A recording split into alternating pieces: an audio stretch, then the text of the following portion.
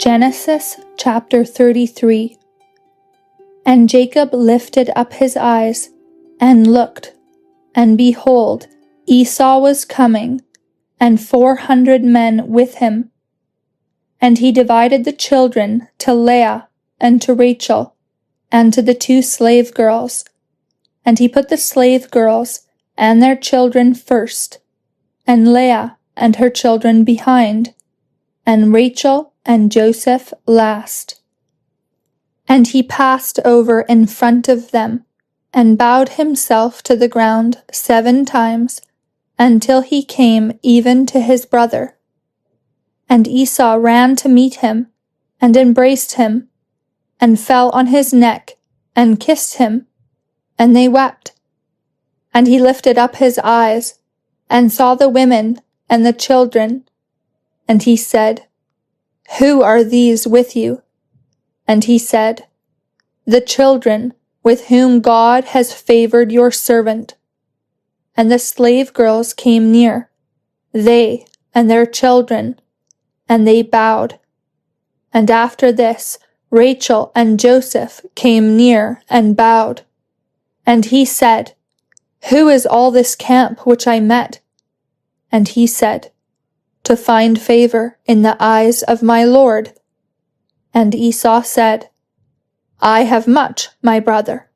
Let what you have be to yourself."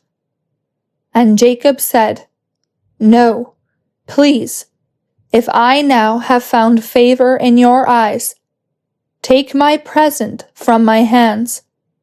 For I have seen your face, like seeing the face of God, and you are pleased with me. Please take my blessing which has been brought to you, because God has favored me, and because I have all things." And he urged him, and he accepted. And he said, "Let us depart and go, and I will go with you." And he said to him, "My Lord knows that the children are tender, and the flocks and the herds with me are suckling. And if I overdrive them one day, all the flocks will die.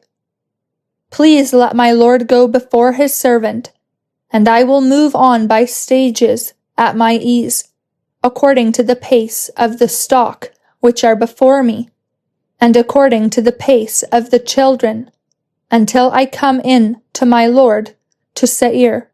And Esau said, "Please let me place with you some of the people who are with me." And he said, "Why then? Let me find favor in the eyes of my Lord." And Esau returned on his way toward Seir that day. And Jacob traveled to Sukkot, and he built himself a house, and made booths for his livestock.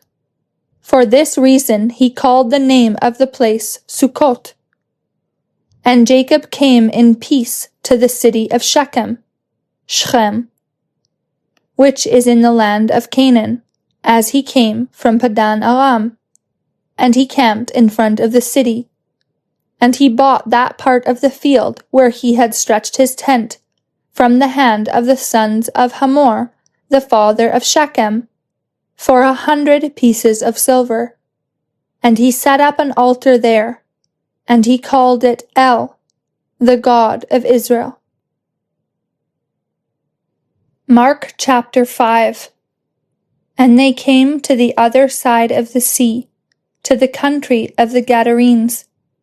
And he coming out from the boat, immediately out of the tombs, a man with an unclean spirit met him, who had his abode among the tombs.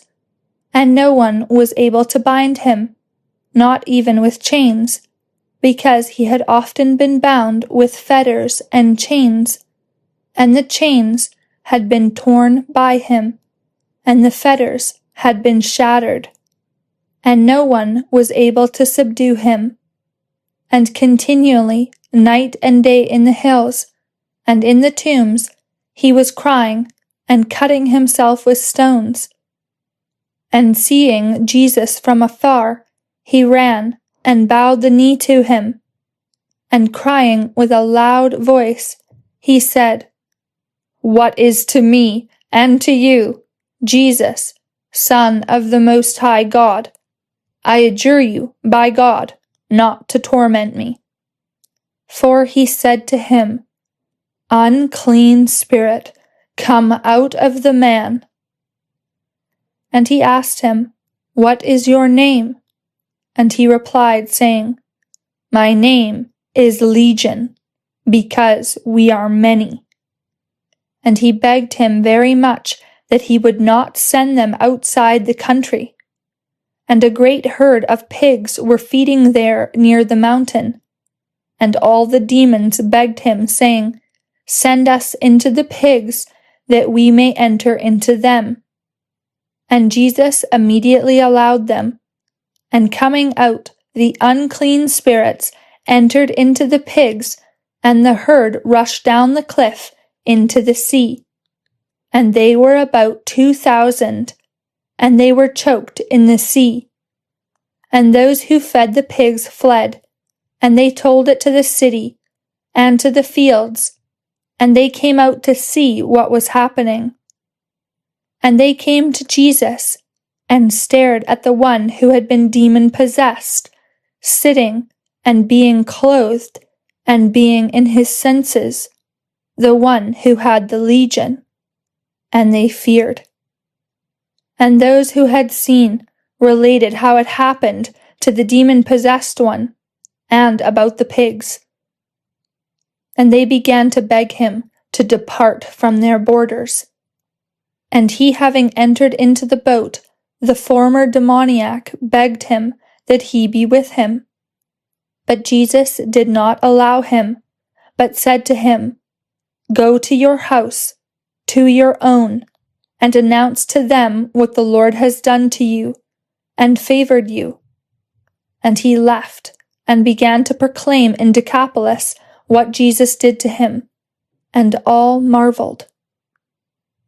And Jesus, having crossed over in the boat again to the other side, a large crowd gathered upon him, and he was by the sea.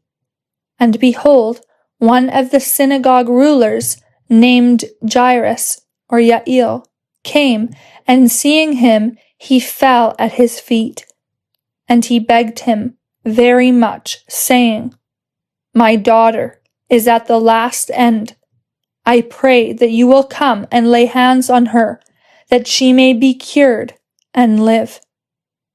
And he went with him, and a large crowd followed him, and pressed on him. And a certain woman, being with a flow of blood 12 years, and who had suffered many things by many physicians, and had spent all things that she had, and gaining nothing, but rather coming to worse, hearing about Jesus, coming in the crowd behind him, she touched his garment. For she said, If I may but touch his garments, I will be cured. And instantly the fountain of her blood was dried up, and she knew in her body that she was healed of the plague. And knowing instantly within himself that power had gone forth out of him, turning in the crowd, Jesus said, Who touched my garments? And his disciples said to him, You see the crowd pressing on you, and do you say, Who touched me? And he looked around to see the one who had done this. And the woman, being afraid and trembling, knowing what had happened on her, she came and fell down before him, and told him all the truth. And he said to her, Daughter, your faith has healed you. Go in peace, and be whole from your plague.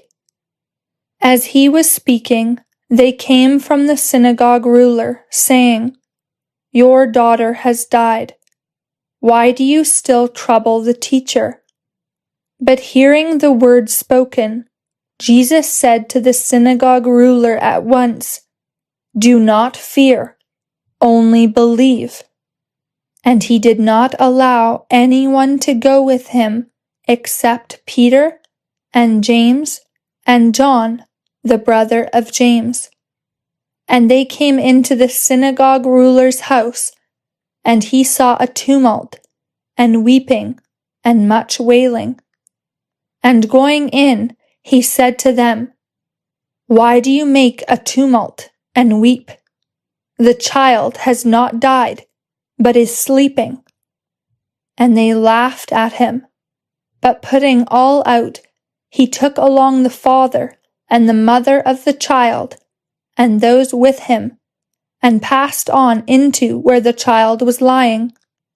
And taking hold of the child's hand, he said to her, Talita cumi, which is being translated, Little girl, I say to you, rise up. And immediately the little girl rose up and walked, for she was 12 years old. And they were amazed with great amazement. And very much he directed them that no one should know this. And he said to give her something to eat.